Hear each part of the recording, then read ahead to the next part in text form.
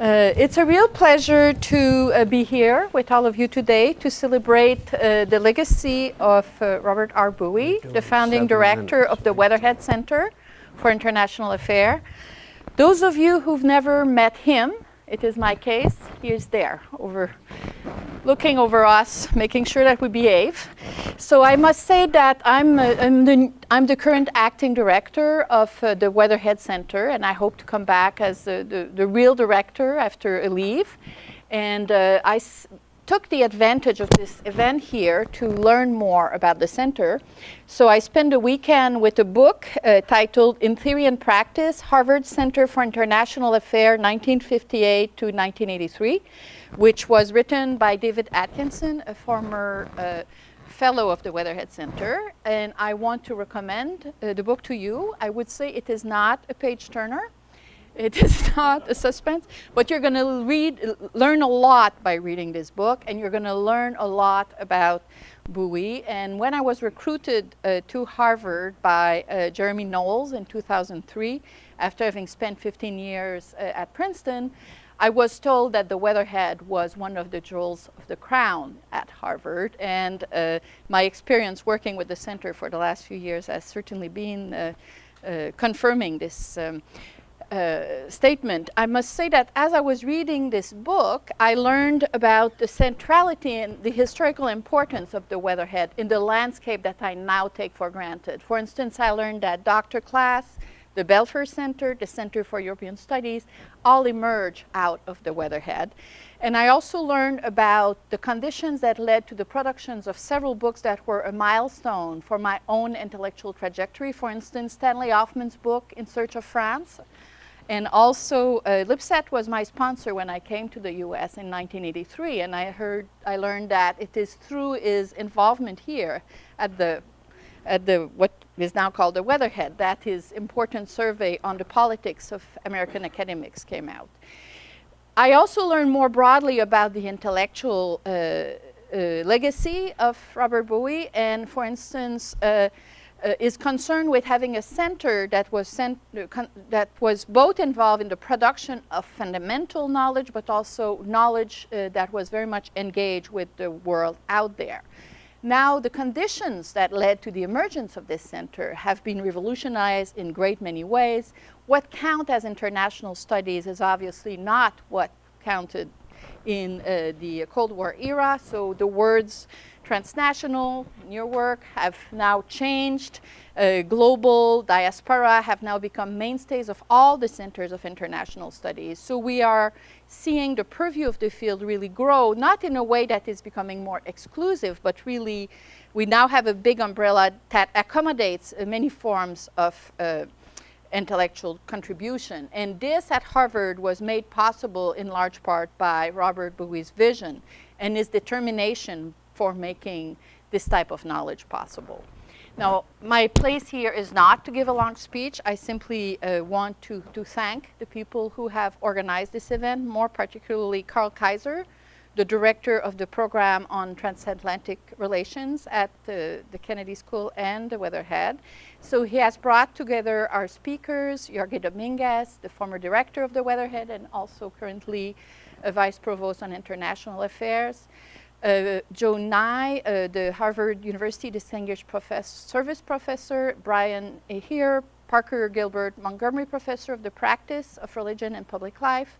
And together they have co-authored the memorial minutes of Robert Bowie that were read at the FAS faculty meeting on April 1st. I also want to thank Bob Bowie Jr. for his longtime kindness toward the center. And finally, also Steve Bloomfield, who has been deeply involved in the organization of this event. I'm sitting here because I will have to eclipse myself at some point, but I will join you again later tonight. So, thank you. Thank you. Didn't mention Father Bryan Hehir. I did. I did. Did you? Okay. Well, I'm Karl Kaiser. I sent the program on transatlantic relations, and I'd like to welcome you on my part. In particular, the Bowie family, the various members of the family who have come in this bad weather to join us to this seminar in which we want to remember the contribution and the life of Robert Bowie, his contribution to the university and to U.S. foreign policy. Before I introduce the three speakers, let me make a personal remark related to Robert Bowie. I came here as a young German scholar via Oxford in 1963. I stayed until 1968 and came back later a few times. Besides working for and with Robert Bowie and profiting from his extraordinary mind, I am one of the many people who were influenced and impacted indirectly by what Robert Bowie did. As you all know, he came with the US Army to Germany, and he became the advisor to Lucius Clay, who was the deputy military governor of Germany. And later on, in 1950 and 1951, he was the legal advisor to John J. McCloy, the High Commissioner of Germany. I often talk, by the way, with Bowie about his time in Germany. And I remember him saying, I could not have believed seeing the rubble and the destruction and the moral consequences of the Nazi disaster, that Germany could recover so soon.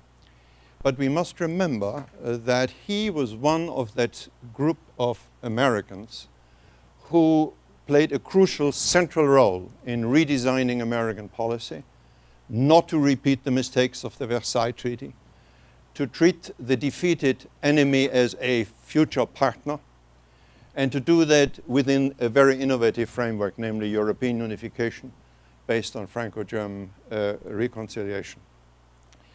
He was absolutely crucial in the first steps to reorganize the relationship between the Western Allies and Germany. And I happen to know the legal advisor of Chancellor Konrad Adenauer quite well. And he told me that Robert Bowie was the key person on the American side and on the Allied side in formulating the General Treaty, which gave sovereignty, limited sovereignty to Germany in 51-52. And he said that no comma, no word without Robert Bowie, giving his blessing to it.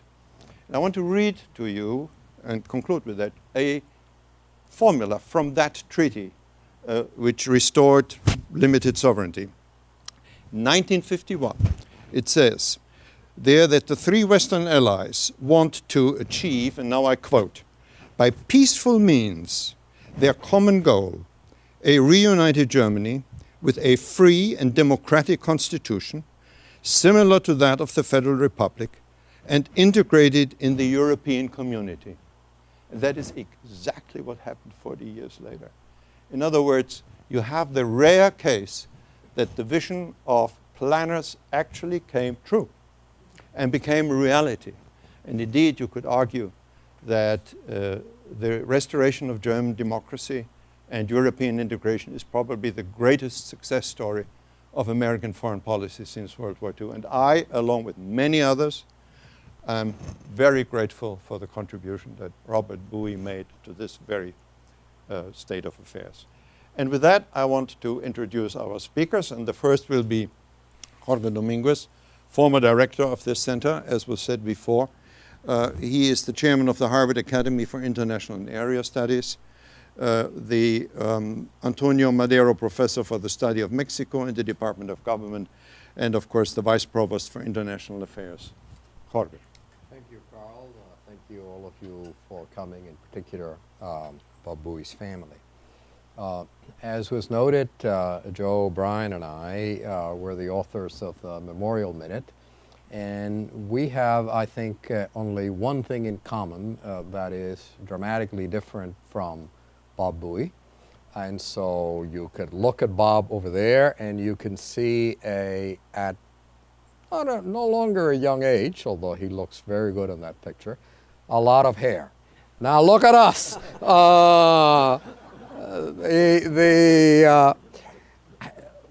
So I want to comment briefly on three moments of my acquaintance with Bob Bowie. The first is yet another connection that the three of us have. So Joe was the director of student programs at the Center for International Affairs and a junior faculty member. And he decided that it might be a good idea for the center to change in a fundamental way by creating what was called then and still called now the Graduate Student Associate Program at the center, and took a risk in inviting a number of graduate students at the time, two of whom were Bryan and myself. And so we met on the second floor of what was then the center's headquarters, 6 Divinity Avenue, building that is still there, the Semitic Museum. And whenever he did not want to study Hebrew, which was his mission for the summer, and I was trying to avoid working on the beginnings of my dissertation, we became friends. The first moment in my acquaintance with Bob Bowie came at that time, 1969, 1970, 1971, and the mood and the theme that I remember at the time was not any one conversation, but it was the shared bonding from being members of an institution under attack, literally under attack. So the SDS Weatherman faction attacked the center 3 times. The first, I happened to be in one of the seminars where we were dragged out. The second, and dragged out and punched. The second one, a bit later, is when the center was trashed, and among other things, my office as a graduate student associate, and a fire was set in Assistant Professor William Schneider's office. And the third, the worst of all, when a bomb went off in the library on the 3rd floor of 6 Divinity Avenue. And Bob became a fellow human being under those circumstances. Of course, the director, but much more than that. And there was a quiet sense of friendship and comradeship, which he reassured me, as no doubt he reassured others, but as a graduate student, it was especially important that we were part of a community, yes, under attack, but that we were engaged in a noble mission, and in a phrase rightly famous at the time, we too will overcome. The second moment in my recollection of Bob was a little bit later, when I was Joe's successor in this task as Director of Student Programs at the center, and an assistant professor, and in that role I was invited to become a member of the center's executive committee. So I was a graduate student associate in 1969 and an assistant professor and executive committee member in 1972. And the surprise, and I must say it was a genuine surprise for the Harvard of the day, is that Bob was remarkably democratic in a way that matters in the life of a university. He cared about good arguments. He cared about evidence. He cared about criticism.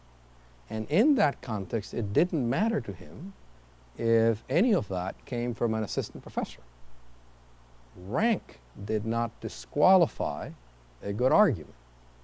And this ability to listen to what was being discussed, to engage with people as they really were, to argue back and to see if the person who had made the original argument or made a point could respond and hold his own, occurred again and again and again, always with the same inquisitive mind, always with the same respect, and always with the same inattention to the rank at issue, that I was only an assistant professor and I might have been disagreeing with a senior member of the faculty. That, in the Harvard of that moment, was noteworthy and significant. Even in the Harvard of today, it is an important value, and it is one in which Bob deeply believed. The third moment was probably the most surprising of all. I had become center director in July of 1995, and some months later, Bob indicated that he wanted to meet. And I thought, well, by this time he was even less of a youngster than he was before. And so I thought he wanted a 15-minute hello. And I asked my assistant at the time to inquire. And I have no idea what was communicated to him, but the answer came back unequivocally and firmly. He needed an hour. And it was like my PhD oral exams. This was intense interrogation about any number of topics, which sort of began to make sure that I knew where Europe was. He did care about Europe. Here's a professor of Latin American stuff. Does he have a clue where this part of the world is? And it was very much like a PhD. Once he was satisfied that I sort of knew, he then moved on to other topics to probe further. But the bulk of the time was to make sure that I understood what the Center for International Affairs, the word weatherhead had not yet been tacked on, what it was about. And what it was about was something with which I happen to agree. He really did care about a center that had its feet on the ground. He really did care about a center that addressed the world as it existed and tried to make it a little bit better. And he wanted to do this by insisting again and again that this was a center that had to be scholarly, that had to be rigorous. He didn't want another Beltway bandit just that happened to be located in Cambridge, Massachusetts. And as if to demonstrate it, he kept asking even more probing questions about this and that and the other thing. In our memorial minute to the Faculty of Arts and Sciences, which you have, I invite you, if you can, to turn to the end where we say that Bob earned the right to the last word in his own memorial minute, and that in his report in 1960 on the work of the center, he wrote about his vision both for the center and for Harvard.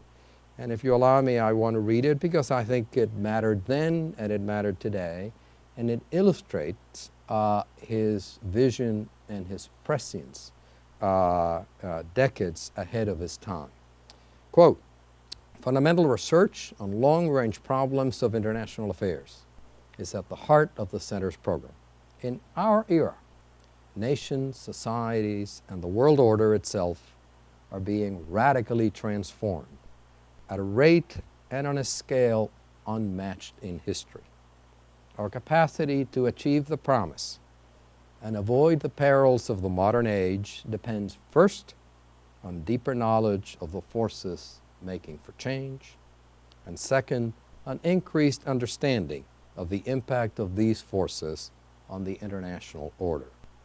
The Center for International Affairs was founded in the belief that Harvard has unusual resources for basic research of this kind. He was right then on the substance and on the center, and he is still so today." Thank you, Father. The next speaker is Father Bryan Hehir. He is the Parker Gilbert Montgomery Professor of the Practice of Religion in Public Life at the Harvard Kennedy School, and he is the Secretary for Health and Social Services of the Archdiocese of Boston. Bryan. Thank you very much. Let me begin by expressing my gratitude to be invited to this panel, my gratitude to the Center, and my gratitude to be able to be in the presence of the Bowie family, of Bob's colleagues, and to be on the panel with friends like Joe and George and Karl. We've been asked to confront a life that was rich and full, intellectually, politically, diplomatically, and we have been invited to do that with the disciplinarian of the clock looking at us. And so one always feels the enormous gap between what one should say and what one is able to say, either in terms of intelligence or time. My sense is to reduce this to the ways in which I encountered Bob Bowie And as George has already indicated, there was a lot of consistency and overlap between his experience and mine. So Bowie the professor and Bowie the public servant and Bowie the founder of this institution are my three remarks. I first encountered him as a graduate student and then as his teaching assistant in the course he taught on U.S. foreign policy. It was a course made up of primarily of diplomats whom he had chosen to come to the center. And he often talked to me over the years about the effort and time he put in the beginning to make the contacts around the world with the British Foreign Office and the Quai d'Orsay and the other sources of those who would come to this university. I must say, as a first-year graduate student, my first encounter with Bob Bowie was there was a certain austerity about him, a kind of formal character. It was an austerity that was not purposeful, and it certainly was not off-putting. It communicated a sense of integrity and purpose about life, and it generated in those who were near him a sense of respect, intellectual and human. I need to say that I had the pleasure years later, when I was working in Washington for 20 years, and Bob by that time had moved back to Washington and then on to Baltimore. I had a chance to see him and Teddy in their apartment and with dinner, and the austerity was gone entirely. The austerity was replaced by the full humanity of Bob's life. But the first impression was jolting. And it was jolting because of the way the seminar worked. Bob brought to the study of international politics and world politics, I think, not primarily the mind of a theorist, but the mind of a lawyer. And the way the seminar worked was that he was the prosecutor in the chair. And therefore, every vague idea, every misplaced connection, every conclusion not supported by data was very heatedly, not heatedly in the sense of anger, but the way a laser beam can take apart a pad of butter. All of that happened for anyone who was unfortunate enough to either make the misplaced conclusion or present the vague idea. It introduced students, however, to a systematic approach to world politics. When you think about Bowie as the lawyer, I do remember Holmes's dictum. I think it was Oliver Wendell Holmes who said that legal education both sharpened the mind, but it could narrow the mind. That was decisively not the case with Bob Bowie. And so when you move from professor to public servant, what marks Bob Bowie's life is precisely there was no narrowness. He was attracted by the big issues, the large issues. That is to say, the issues that combined complexity, relevance, and a sense of urgency. These were the ones that attracted him. He was an active participant in all the major issues of his time. World War II, the rebuilding of Europe, the Atlantic Alliance, nuclear weapons. Large issues attracted him, and a capacious approach to large issues was what marked his vision. Countering Holmes, Bowie would tell you, as he told me early on, that in terms of diplomacy, there were two kinds of people. There was what he called the ad hocers. That is to say, the people who came in the morning and read the cables to find out what they were going to do that day, and he dismissed them out of hand. He wanted what he called in the opening pages of his book on the Eisenhower administration, an integrated grand strategy in terms of which the large issues could be addressed. Finally, there is the role of a founder. I come from an institution that values institutions. We tend to think that those are the things that have lasting impact on human affairs because change is constant and easily things can be swept away if there are not institutions to ground a long-term vision. Institutions therefore matter, and this institution, of course, has mattered at Harvard. Bob's view of the center, as I talked to him about it, was literally almost as if it were a child. that he then raised from the beginning. The center has certainly changed a great deal, as it had to, because the world has changed. But when Bob accepted the invitation to found this institution, he grounded it in a culture and a tradition and a systematic approach, a capacious approach to what the world was and what it should be. And for that, Harvard is in his debt. Thank you very much, Bryan. The next and final speaker will be Joseph Nye, who is the Harvard University Distinguished Service Professor and at the Harvard Kennedy School. And he will speak as the last. Thank you, Karl. Bob Bowie is a formidable presence even now. He was a man who was devoted to analytical clarity in his academic work, as well as to making academic ideas matter in the world of policy. And I think that was very distinctive about him, that it was not just clear ideas, but ideas that would have an impact. He was a stickler for precision, as George and Bryan have said. He had a lawyer's mind, and a very sharp one, and that lawyer's attention to detail. And he would press his students and his assistants to avoid ambiguity and express their ideas clearly. He was very unwilling to use academic jargon, but he was also unwilling to use policy cliches. He always insisted upon fresh approaches to any issue that was being discussed.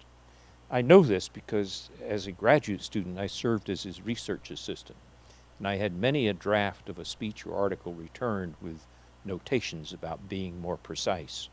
The experience could be terrifying.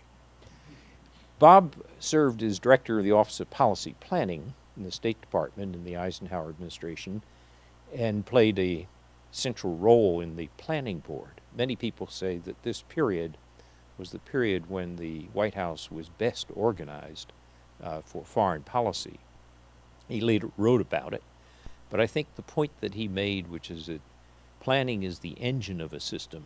In planning its reports, the board met in extended and lively sessions 2 or 3 times a week, and differences were not to be papered over, but highlighted by clearly stating the conflicting positions in parallel columns in a draft report. And that was typical of Bob's thought process. He insisted on clarity even when it involved awkward political moments. According to the New York Times obituary, Bob said that he never shrank from talking back to John Foster Dulles, a formidable figure in his own right, even though it once meant that Dulles would not speak to him for a few weeks. I don't know who came out the worst of that exchange. This practice of speaking truth to power was a driving force in Bob's inspiration for setting up this center. He collected a brilliant interdisciplinary group of faculty, including Tom Schelling, Ed Mason from economics, Henry Kissinger, Stanley Hoffman, and later Sam Huntington from government, Ray Vernon from the business school, Alex Inkelis and Marty Lipset from sociology, as well as a group of able young assistant professors. He also recruited a group of annual visiting fellows from different countries around the world. The net result of this is the center's early work was organized around weekly seminars that the faculty, including Bob, attended. It was really quite an experience to sit in the old Semitic Museum in those long but small seminar rooms, and to have that quality of people, of faculty as well as graduate students, sitting around a table dealing with the major issues of the day. There was a weekly seminar on arms control, another one on U.S.-European relations and Atlantic relations, and another one on economic development. Gradually, new faculty were added and new issues were added as the center evolved, and the center did a lot of pioneering work in interdisciplinary fields. Again, speaking personally, as a young assistant professor, I was able to bring Bob Keohane to the center as a visitor, and together we developed our work on transnational relations that Manshel referred to, and interdependence. But we couldn't have done it just sitting separately in departments or in different institutions spread out on the East Coast. Bob was in at Haverford. And when we did our work at the center, we benefited enormously from being surrounded by the giants that I mentioned, and giants from many fields. It is literally impossible to imagine having been able to do the work that Bob Cohane and I did without the help of what was then called the Bowie Center. Bob, I mentioned, was interested in not just academic ideas for their own sake, but in bringing them to affect policy. And the Fellows Program that he instituted was an important part of that. Bob would spend a great deal of effort and attention on recruiting very interesting up-and-coming diplomats and policy professionals. And when you look at some of the quality of these people, when the jobs they went on to after they'd been at the center, you realize how the ideas that Bowie insisted would be rigorous were carried out into the policy world. Jagat Mehta, who became Foreign Secretary of India, Crispin Tickell, famous environmentalist, but also became a commissioner in the European Union and later a master of Green College at Oxford.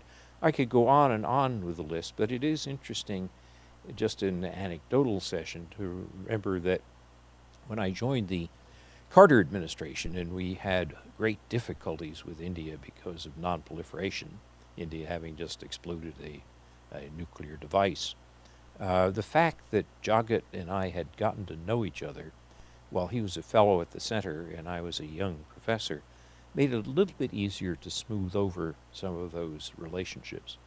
So I think the fact that Bob not only wanted clarity in ideas, but wanted transmission belts of the ideas out into the policy world was important to mention to his approach.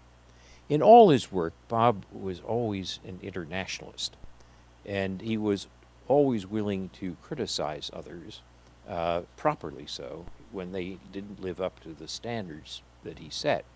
Again, I speak from experience, for even when I was a full professor and hadn't seen Bob for a couple of years or so, he never shrank from writing me a letter or picking up the phone and calling me and correcting me. But you know, I benefited from it greatly. And in the dedication of my 1990 book, Bound to Lead, the dedication reads, "To Bob Bowie, Stanley Hoffman, and Bob Cohane, great teachers, critics, and friends. I was lucky to have Bob Bowie as a mentor and a friend." And perhaps I could end with just a couple of anecdotes to illustrate a little as Bryan and George did, what Bob was like as a man. I think Bryan used the word austere. Bob could be very austere. And let me tell you, if you were the incoming graduate student and you watched him say to Sally Cox, "Miss Cox, please come in here," you know, and I was the graduate student waiting to be next in line, and you knew it was going to be criticism, it could be a bit terrifying. And one day, my wife Molly was at a meeting, I can't remember whether it was a tennis game or a luncheon or something, with Teddy Bowie, who was a wonderful person and just the opposite of Bob in terms of austerity.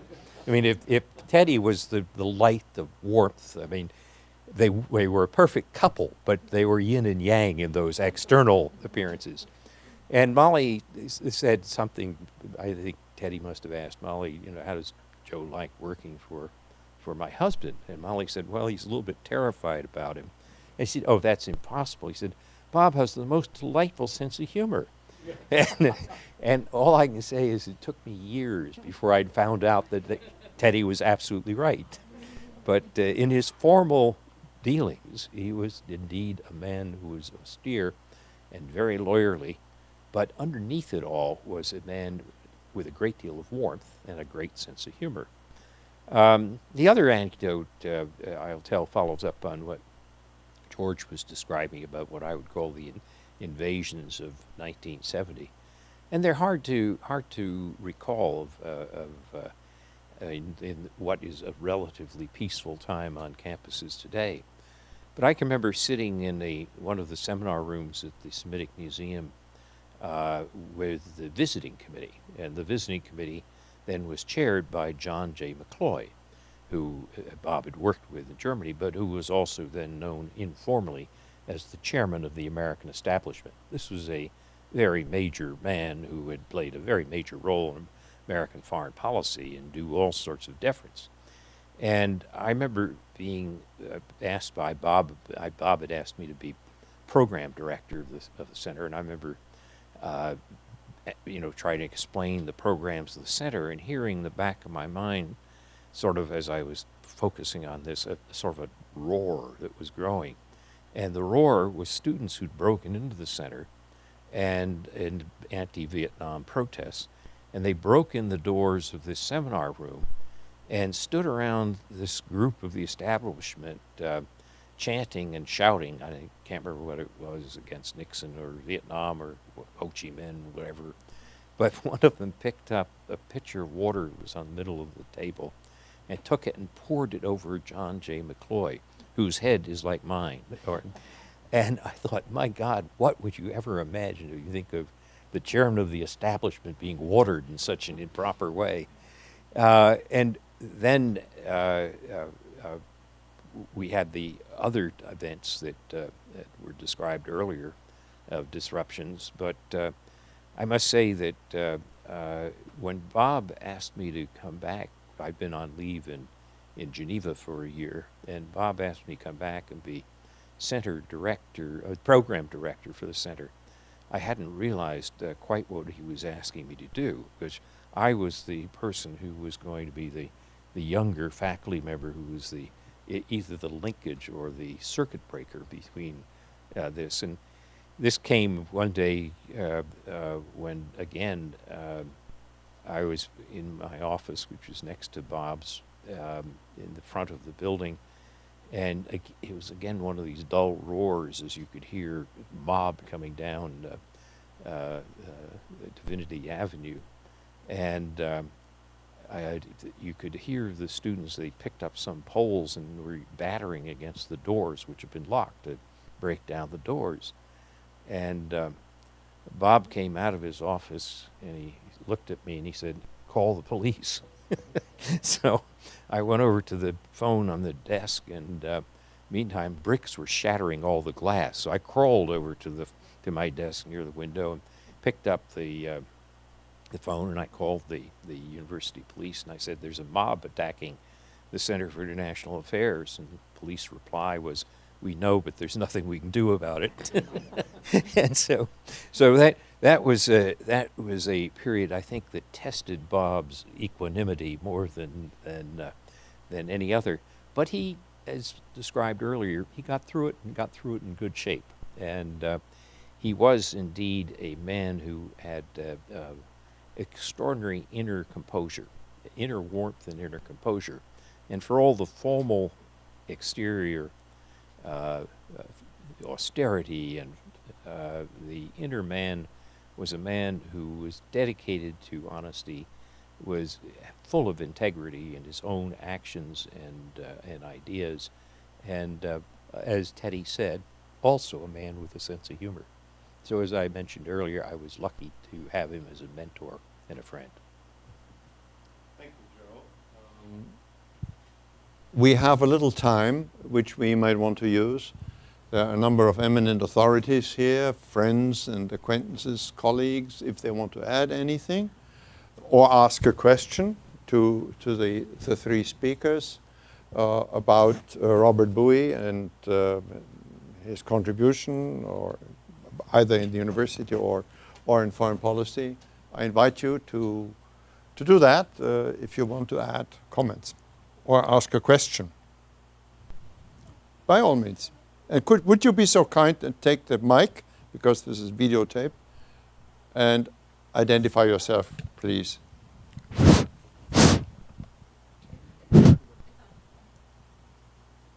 Thank you, Chair. Do you need me to identify myself, or I just ask a question?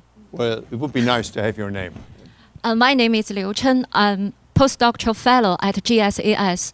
I'm from Beijing Foreign Studies University, China. And thank you, three speakers, for your deep and yet very interesting reflections on Professor Bowie. Well, my question goes to Professor Nye. In year 2009, Professor Bowie was awarded in recognition of his work toward a democratic Germany. It reminds me of the discussions concerning soft power. In your paper entitled Public Diplomacy and Soft Power, which was released in year 2008, you illustrate that the soft power of a country rests primarily on three resources: its culture, its political values, when it lives up to them at home and abroad, and its foreign policies, when they are seen as legitimate and having moral authorities. Given that, my question is, which resource of soft power relatively played the most important role in the process of a democratic Germany? Also, does Professor Bowie, his practice and work on that, inspire or influence your study of soft power? If so, in what way? Thank you, Professor Nye.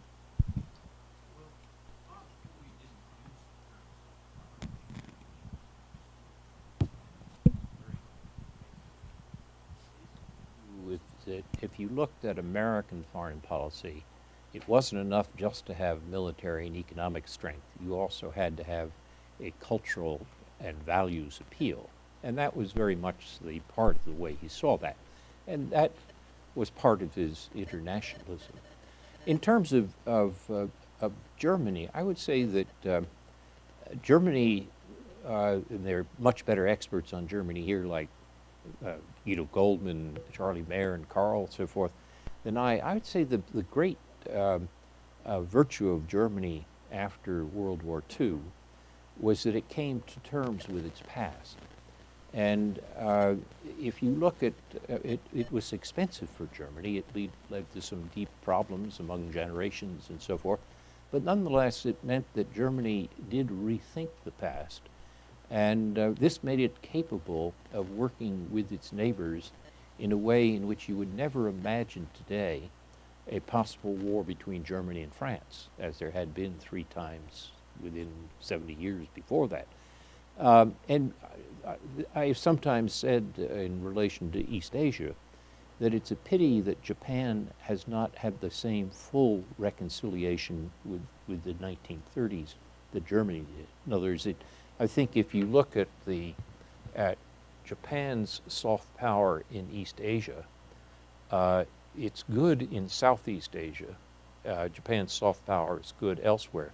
But Japan doesn't have much soft power in China or Korea. And I think the reason is partly because it has had difficulty in coming fully to terms with its past. Contrast that with Germany, where you can have Europeans complain about Germany. Greeks will complain about Germany now because of the recent financial crisis and so forth. But underneath it, Germany has, as a democracy and as a country which has had a foreign policy which has emphasized soft power and the centrality of Europe, Germany really has been able to use that position as a way to be the heart of Europe. And I think it's a good lesson, perhaps, that Japan and others should emulate. But I'd be interested to hear Karl or Guido, Charlie, answer that too. They know more than I.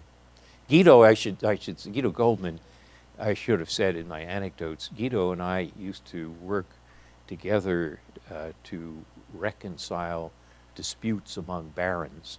And we were lower servants who would make sure that the baronial disputes never got out of hand. So he played a very important role.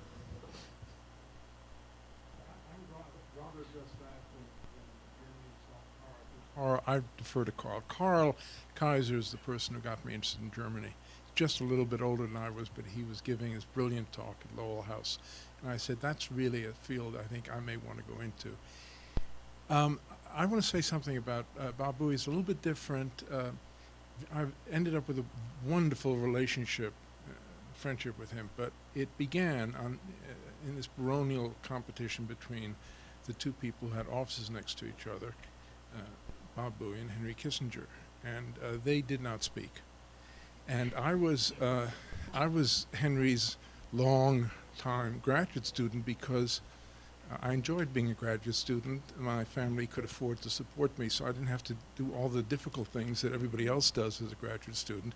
And one day Henry had said to me, I think we're doing something very intellectual, like working on the Rockefeller campaign to become president by defining positions on esoteric foreign policy issues as though any Republican cared about that.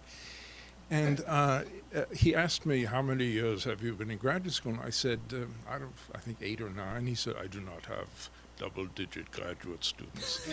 And so I finally finished, and he left. And I was then here without, so to speak, my protector and mentor, and certainly not high on the list of people that Bob Bowie thought well of, because I was in the Kissinger camp. My great mentor and great friend was, of course, Stanley Hoffman. And we then embarked on something that Bob Bowie really resented, which was a separate Center for European Studies. And he said, I will oppose this at the faculty, and I will speak against there being another center. We have too many to begin with. And so we devised a tactic that we would not call ourselves Center, we just called ourselves West European Studies. We left the last word off. So we won the vote in the faculty because we weren't trying to do the thing that he was speaking against. And he thought that was devious, and it was. And he also had still borne the scars of the whole MLF debate. And without going into Multilateral force for those multilateral force. And Kissinger was completely on the other side. And here we were launching this center. And over time, I think we established that we were doing different kinds of things. And the story I want to tell, though, is closer to the end. Bob Bowie and I became really quite good friends, and a little bit of that had to do with my father, because he thought my father was the most reasonable of the Jewish leaders. My father was the last chairman of the World Zionist Organization, and he had very different views than Israel, and used to come and talk at one of Bob Bowie's seminars. And I think that helped repair a little bit my personal relationship with Bob. But then about 3 or 4 years ago, Stanley Hoffman was beginning to lose some of his recalled recent memory. And we had a dinner. Karl may have been there. And I decided, let's talk about early times. What was Harvard like when you first got here, when McGeorge Bundy brought you? And he spoke in such glowing terms about Bowie, about how Bowie's critical intelligence was of the highest order. He said, if you could advocate a position or a theory or something that you were working on, and it sustained his careful review, that was invaluable. And I wrote that to Bob. And Bob, who must have been 99 years old or something, wrote the most delightful letter back about how he had always so much admired Stanley. I gave that to Stanley. And I just thought it was so incredibly representative of a man who didn't bear a grudge, who was willing to acknowledge the legitimacy of another position, even if at one point he hadn't agreed with it. And that was kind of something that very much touched me. So, I'll speak about Bob Bowie's soft power, not about Germany's. I think, is this on? It's on.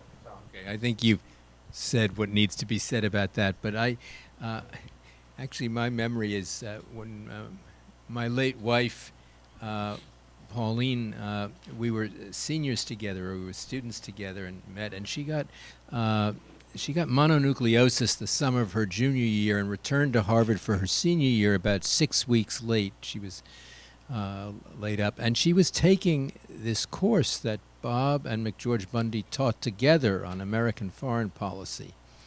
And these were less permissive days, and there was an hour exam coming up within 5 days, and she said to, I forget, she approached him and she said, you know, I've just come back. I haven't been able to sit in on the course, do anything. Can I get out of the exam? And he said, no, you will take the exam. Well, she took the exam, and she did very well, but that was, this was there were rules then and regulations which are probably more rigorous than they are. And Bob was very persuasive. I guess it was Guido who maybe gave his name to Bob. Needed his friends in Germany, who were quite well-placed friends, Hermann Ops, of the Deutsche Bank and Kurt Birnbach of the Stifterverband wanted a book done on Germany and the Marshall Plan. And I don't know, Bob, I guess maybe you recommended me, but he approached me and he said, look, he said, I have these, friends in Germany. They really would like a book. How about doing it? And I said, well, sir, I've got this book in the works, and then there's another one. I mean, I'm not really, it's a big project. I don't think I can do it. So he accepted that. But then a few months later, and he came back to me and he said, geez, he said, you sure you couldn't do this book? Because they really would like this done. And I figured this was probably it should be an invitation I not totally decline. And I said, well, I could edit one if we had a team.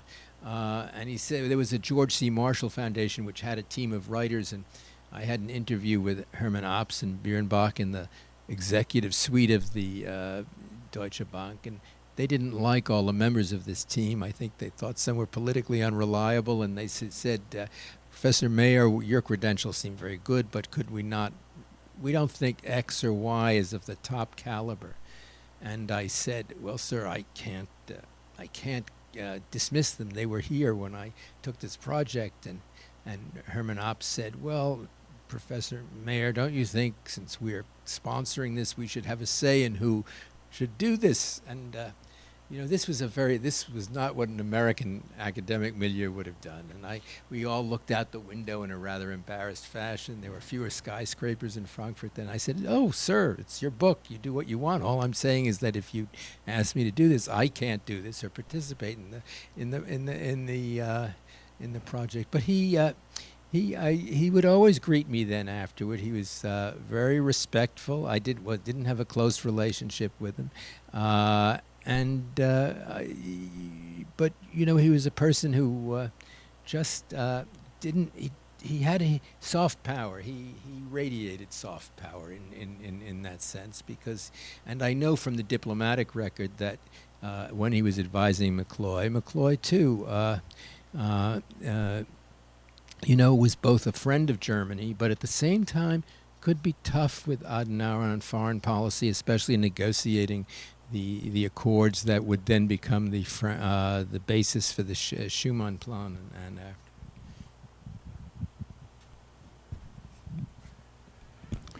I'd like to add one comment here. I think we should keep in mind that Robert Bowie had an extraordinary network to Europe with personalities.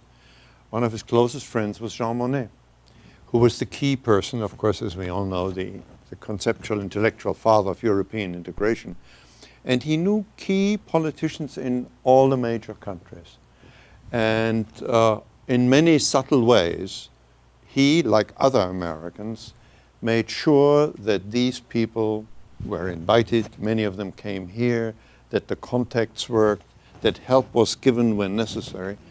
And the idea of European integration would never have flourished the way it did without that support. And he was one of the American architects of that very important network. Any other comments or questions that you would like to raise? Oh, yeah, please, by all means. I'm sorry. Hold it, the mic will come. That's for the video. Not, you have a strong voice, but we need it for the recording.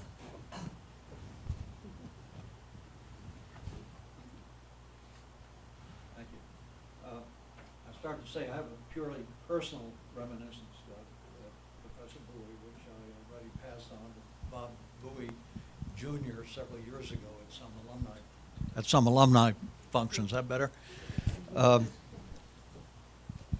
My memory of Professor Bowie goes back almost 65 years, which is probably longer than that of anybody in this room. I'm sorry? We have your name. Sorry, Tony Oberdorfer. Longer than that of anybody in this room, including Bob Bowie Jr., who has not reached this world yet. But in late 49, early 50, when Mr. Bowie had been appointed general counsel to John McCloy, he invited my father to be one of his two deputies. And that meant moving to Germany. And for some weeks, my parents, my little sister and I, we lived in a guest house near Frankfurt, intended for diplomats and military people. Well, the Bowies had already moved into a very nice house of their own in Bad Homburg, which is a upscale town near Frankfurt. We were in the guest house for some weeks. I remember my mother's nicest recollection was that of sitting next to a handsome Maxwell Taylor at a dinner party when the general was himself a guest of the guest house. But eventually we had a house prepared for us in Bad Homburg as well, but for I don't know how long it was, a week or two before it was ready, the Bowies invited us to move in with them. And my recollections are not too vivid, but I remember that both he and his wife, Teddy, and I have a very strong memory of her, were extremely nice to my little sister and me. And unfortunately, 2 years later when we came back, I remember the first version of the Bowie Vernon room, but I never came across Mr. Bowie again. My sister did it while she was at the CIA. But one thing I can say is that those 2 years in Germany kindled in me an interest in international affairs, which I've always kept, and I can thank Mr. Bowie for that. Thank you.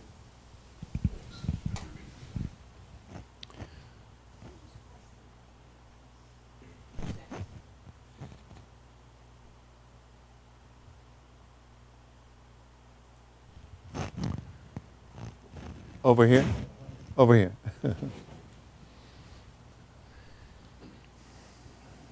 My name is Marcy Merdingham. I have a doctorate from the Ed School, and two of my mentors were colleagues and fans of Bob Bowie, Robert C. Wood and Paul Ubesacker. They both worked with Ray Vernon as well, and I was fortunate enough to meet Bob Bowie on several occasions, so pay tribute here today.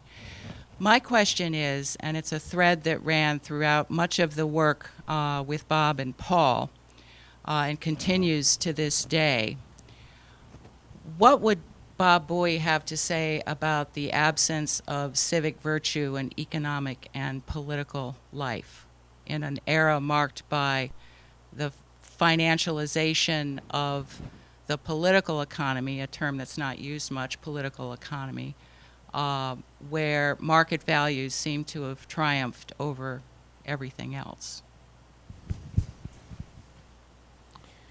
Thank you very much. Maybe Bob Jr. should answer that. I will. Oh, there we are. Okay.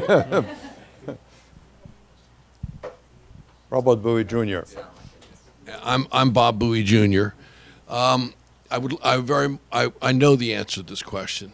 I was very, very fortunate to have my father in Towson, Maryland, while I had a law firm which I created in Towson, Maryland. So as the last 15 years of his life and my mother's life, I saw them regularly and tried to see them at 4 o'clock in the evenings, and unless I was in a trial or traveling, and so I spent a lot of time with him. And one thing he focused on again and again and again was the public service side, because he used to say when he taught at the law school, he said people would come to him and say, what should I do with my law career, the Harvard law career? And he said he always gave them the same advice. He would say, first of all, he would say two things. He would say, first of all, what is it that you dream about? When you just think and daydream, what do you dream about? And most of them, he said, a lot of the time they thought they were dreaming about Wall Street, but they in fact weren't. And they would say that. And the other thing is, I said to him at one point, what other advice did you give them? And he said, find some way to be useful. which I think really answers your question in a very precise way. He graduated from the law school. He had been offered a Supreme Court appointment. My grandfather was a sole practitioner in Baltimore. He went back to Baltimore because he thought that's where he was needed. 8 years later, the Second World War broke out. He had glasses. He couldn't fight. He was brought into the government, where he met Clay and others. But the thing is, he constantly served. And at one point he said, I don't think I ever put together a resume for a job. I was just offered positions. And I think the sense of service was extremely important. Can I go back to one last thing and then I'll stop? I am so happy for my father that you all have taken this time to do this. He loved your friendship. He was a very precise man. He didn't hesitate to tell me on occasions when I earned it that he loved me, but he didn't respect me, and that was fair criticism. But he had an outrageously good sense of humor, as you point out, and I will give you one example of that and then close. When he was in the law school, he was first in his class in the law school. And I have his old law school notes. Of course, I went to law school too, and they use much of the same cases. So you go back, it's a terrible thing, because you take your notes and then you look at his and, oh boy, are you in trouble. But he was so good in the law school, he never studied for final exams, because he would outline, summarize it at the end of the week.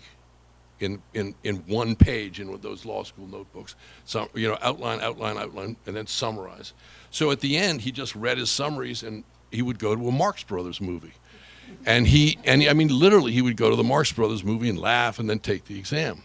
So he died on November 2nd of last year, and so he's at an age of 104, and so I, at one point, had seen a Marx Brothers movie about 4 months before he died. And I said, do you remember that great line where Groucho is taking somebody's pulse and looks at his watch and he goes, either this man's dead or my watch has stopped, which makes no sense. And my father looked at me and he said, that's not funny to be told to a 104-year-old man. Thank you all very much. Thank you. Well, on that humorous note, I think we can conclude our meeting here, in which we have looked at his life and his contribution. And I think we are all very grateful for what he has done to this university, to American foreign policy, and to some countries in Europe. And I am one of the beneficiaries. So thank you very much, particularly the speakers. And again, thank you, the Bowie family who came and joined us. So thank you very much.